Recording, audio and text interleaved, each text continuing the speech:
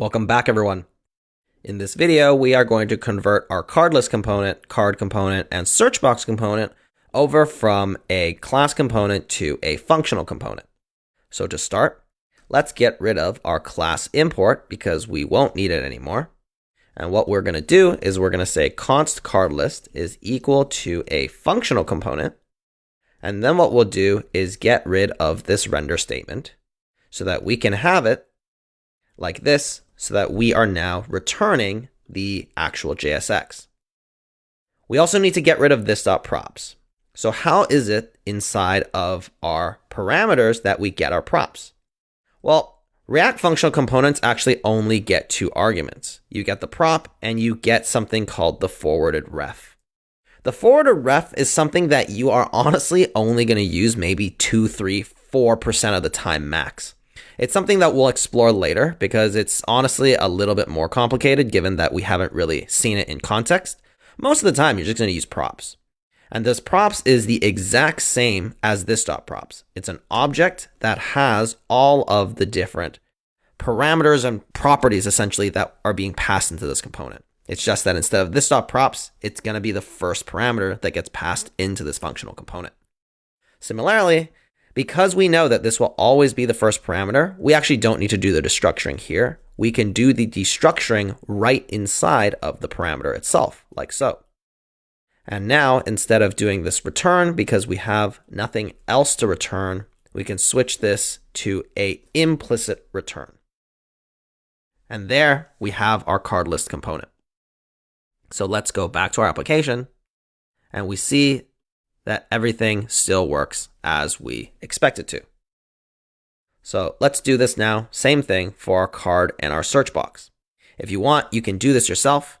Just take some time and convert these, pause the video, and then once you're done, come back. Okay, so if you've done this, you can skip this section. If not, let's just do this together. So what we're going to do is again say const card is equal to this functional component. We don't need this component class anymore. We get rid of the render. And then let's just fix our indents. And now we know we're getting this.props.monster. So I'm going to destructure off the monster. And instead of doing this further destructuring like so, I'm just going to destructure like this. And here we see code still works. And let's do our final one, which is our search box. So I'm going to get rid of the render. Const search box equals a functional component. And similarly here, let's get rid of this component. Get rid of the return. Since we're probably just going to do an implicit return right here. And now as far as what we need off of our props, we need class name, we need placeholder, and we need onChange handler. And then let's just get rid of this.props. Let's save this. Let's go back to our application. Make sure that our search box still has all of those fields. We have the class name, which is monster search box being passed in. We have our placeholder, and our onChange handler works. So that's it. The most complicated thing that differs between a class and a functional component is really just doing the destructuring off of the actual argument itself, rather than doing it off of this.props inside of the component. But you'll notice in the card, we did it like so. We can theoretically also go one step deeper, which is an even further version of destructuring like so. If you want to do this, instead of doing the destructuring within the code, you'll notice that if we do this, our code still works. But personally, I think this is a little bit harder to read. I would personally just prefer to say, okay, we've destructured off this specific parameter, and then further destructuring happens within the functional component.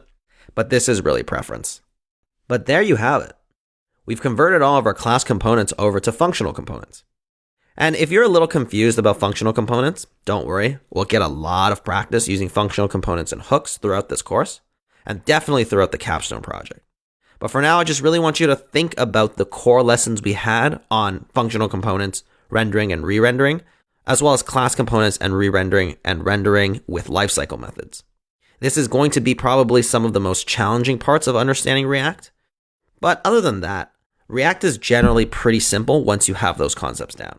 In the next few videos, we're going to dive even deeper into how React actually works under the hood in order to help us determine what it's going to render and re-render and why it does it the way it does.